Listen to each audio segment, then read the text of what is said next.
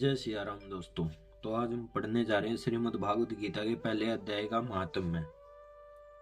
श्री पार्वती जी ने कहा, भगवान आप सब तत्वों के ज्ञाता हैं। आपकी कृपा से मुझे श्री विष्णु संबंधी नाना प्रकार के धर्म सुनने को मिले हैं, जो समस्त लोकों का उद्धार करने वाले हैं। देवेश, अब मैं गीता के महात्म्य को सुनना चाहती हूँ, जिसका श्रवण करने से श्री हरि में भक्ति बढ़ती है।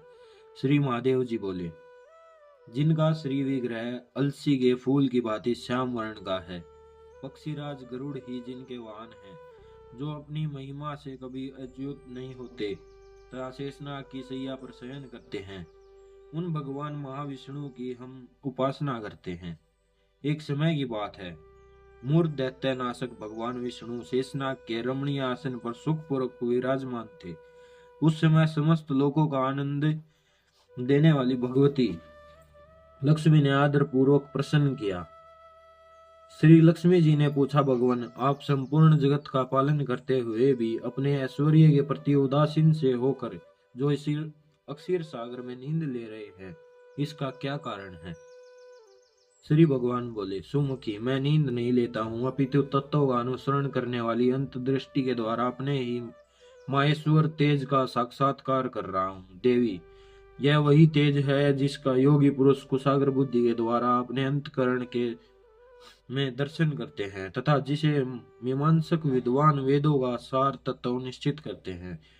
वह माहेश्वर तेज एक अजर प्रकाश रूप आत्म रूप, रोग शोक से रहित, अखंड आनंद का पुंज, निष्पन्द, निरेह तथा द्वैत रहित है।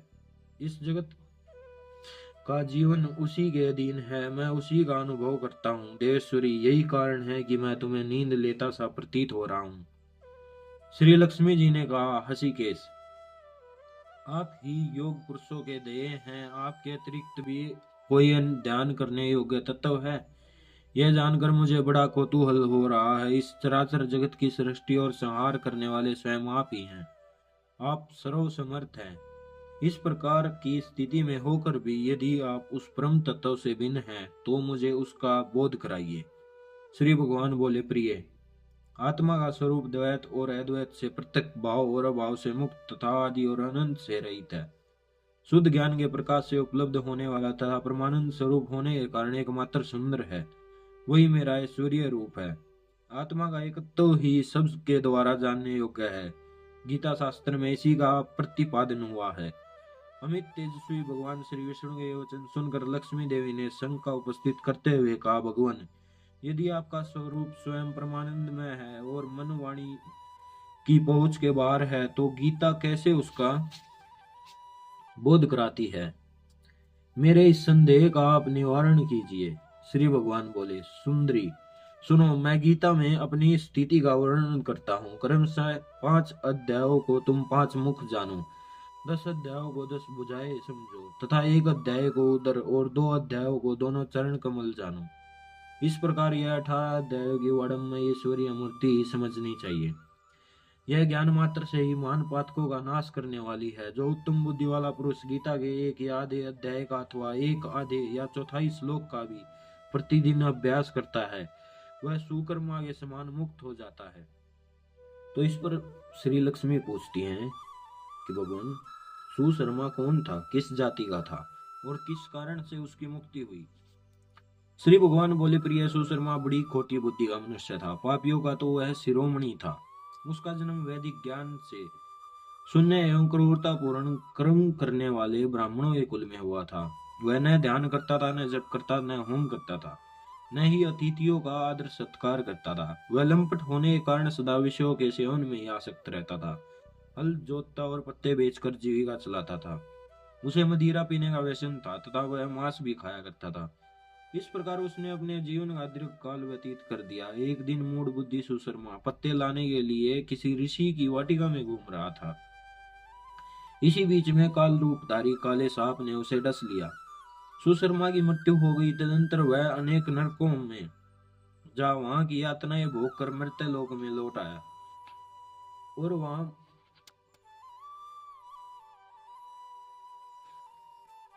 बोझ ढोने वाला बैल हुआ। उस समय किसी पंगु ने अपने जीवन को आराम से व्यतीत करने के लिए उसे खरीद लिया। बैल ने अपनी पीठ पर पंगुआ भार ढोते हुए बड़े कष्ट के साथ 7-8 वर्ष बिता दिए। एक दिन पंगु किसी ऊंचे स्थान पर बहुत देर तक बड़ी तेजी के साथ उस बैल को घुमाया। अर्थात उस पंगु ने उस बैल को ऊंचे स्थान पर बहुत तेजी के साथ घुमाया। इससे वह थक कर बड़े वेग से पृथ्वी पर गिरा और मूर्छित हो गया। उस समय वहां कौतूहलवश आकृष्ट हो बहुत से लोग एकत्रित हो गए। उस जन्म समुदाय में किसी पुण्य आत्मा व्यक्ति ने उस बैल का कल्याण करने के लिए उसे अपना पुण्य दान किया। तत्पश्चात कुछ दूसरे लोगों ने भी अपने अपने पुण्यों को याद करके उन्हें उसके लिए दान किया। उस भीड़ में एक वेश्या भी खड़ी थी। उसे अपने पुण्य का पता नहीं था, तो भी उसने लोगों की देखा देखी उस बैल के लिए कुछ त्याग किया।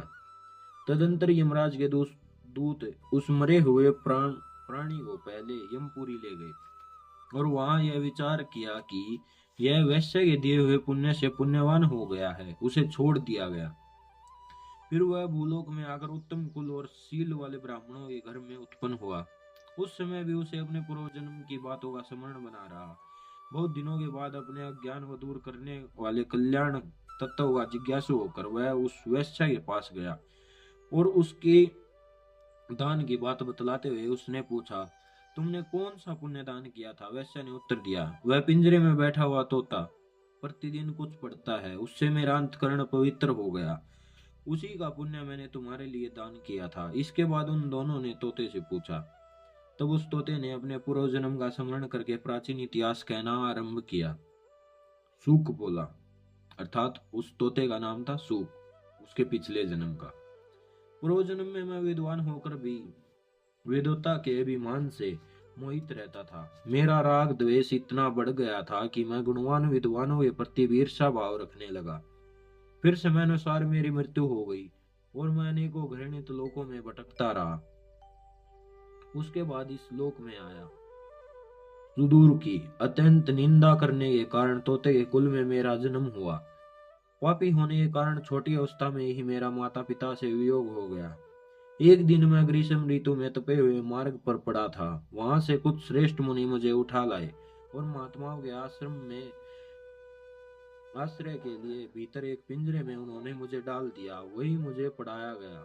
ऋषियों के बालक बड़े आदर के साथ गीता के प्रथम अध्याय की आवृत्ति करते थे।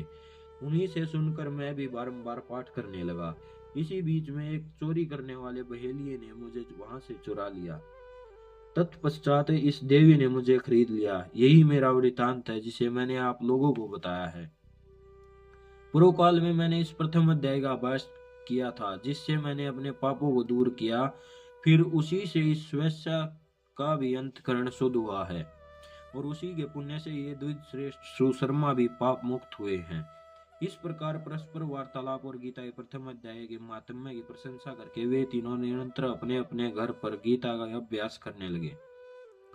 फिर ज्ञान प्राप्त करके वे मुक्त हो गए। इसलिए जो गीता के प्रथम अध्याय को पढ़ता है, सुनता है तथा अभ्यास करता है, उसे इस भव सागर को पार करने में कोई कठिनाई नहीं होती। ये था भागवत गीता के प्रथम अध्याय का महात्म्य। अभी प्रथम अध्याय पहला अध्याय। धृतराष्ट्र बोले, हे संजय, धर्म भूमि कुरुक्षेत्र में इकट्ठे हुए युद्ध की इच्छा करने वाले मेरे और पांडु के पुत्रों ने क्या किया? इस पर संजय बोले, उस समय राजा दुर्योधन व्यूरचनात्मक युक्त थे। पांडवों की सेना को देखकर और द्रोणाचार्य के पास जाकर यह वचन कहा, हे आचार्य, आपके बुद्धिमान शिष्य द्रुपद पुत्र धृष्टद्युम्न द्वारा व्यूहाकार खड़ी की हुई पांडु पुत्रों की इस बड़ी भारी सेना को देखिए।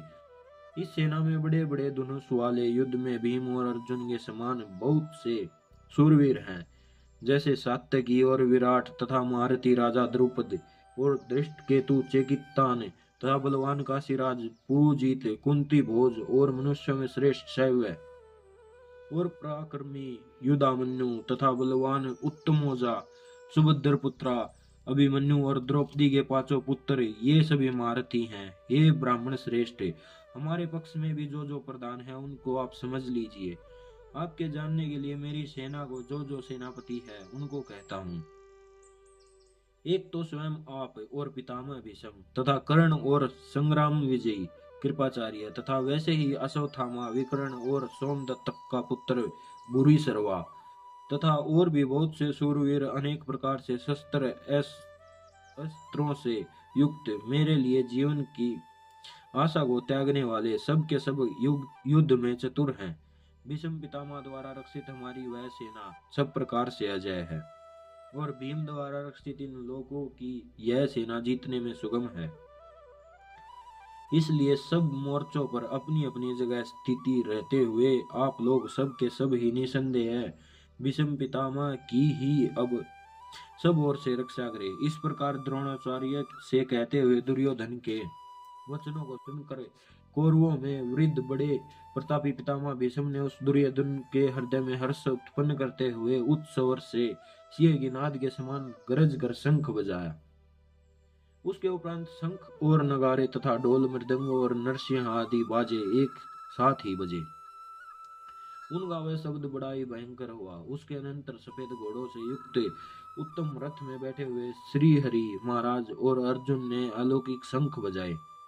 उनमें श्री कृष्ण महाराज ने पंचजन्य नामक शंख और अर्जुन ने देवदत्त नामक शंख बजाया। भयानक कर्म वाले भीमसेन ने पौंड्रक नामक महाशंख बजाया। कुंती पुत्र राजा युधिष्ठिर ने अनंत विजय नामक शंख बजाया और नकुल तथा सहदेव ने सुघोष और मणिपुष्पक नामक वाले शंख बजाए। श्रेष्ठ धनुष वाले काशीराज और मारुति शिखंडी और धृष्टद्युम्न तथा राजा विराट और अजय सात्यकी तथा राजा द्रुपद और द्रौपदी के पांचों पुत्र और बड़ी भुजा वाले सुभद्रा पुत्र अभिमन्यु, इन सब ने हे राजन अलग अलग शंख बजाए और उस भयानक शब्द ने आकाश और पृथ्वी भी शब्दमय करते हुए धृतराष्ट्र पुत्रों के हृदय में विदीर्ण कर दिए। हे राजन, उसके उपरांत कपिध्वज अर्जुन ने खड़े हुए धृतराष्ट्र पुत्रों को देखा। उस शस्त्र चलाने की तैयारी के समय धनुष उठाकर हंसी श्री कृष्ण महाराज से यह चमका, हे अच्युत, मेरे रथ को दोनों सेनाओं के बीच में खड़ा करिए। जब तक मैं इन स्थित हुए युद्ध की कामना वालों को अच्छी प्रकार देख लूं कि इस युद्ध व्यापार में मुझे किन किन के साथ युद्ध करना योग्य है। दुर्बुद्धि दुर्योधन का युद्ध में कल्याण चाहने वालों जो ये राजा लोग इस सेना में आए हैं, उन युद्ध करने वालों को मैं देखूंगा। संजय बोले, हे धृतराष्ट्र, अर्जुन के द्वारा इस प्रकार कहे हुए महाराज श्री कृष्ण चंद्र ने दोनों सेनाओं के बीच में भीष्म और द्रोणाचार्य के सामने और संपूर्ण राजाओं के सामने उत्तम रथ को खड़ा करके ऐसे कहा कि हे पार्थ, इन इकट्ठे हुए कौरवों को देख।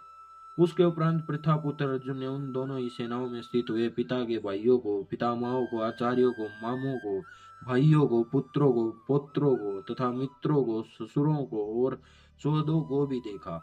इस प्रकार उन खड़े हुए संपूर्ण बंधुओं को देखकर वे अत्यंत करुणा से युक्त हुए। कुंती पुत्र अर्जुन शोक करते हुए यह बोले, हे कृष्ण, इस युद्ध की इच्छा वाले खड़े हुए सौजन समुदाय को देखकर मेरे अंग स्थिर हुए जाते हैं और मुख भी सूखा जाता है और मेरे शरीर में कंप तथा रोमांच होता है तथा हाथ से गांडीव धनुष गिरता है और त्वचा भी बहुत जलती है तथा मेरा मन भ्रमित सा हो रहा है, इसलिए मैं खड़ा रहने में भी असमर्थ नहीं हूँ।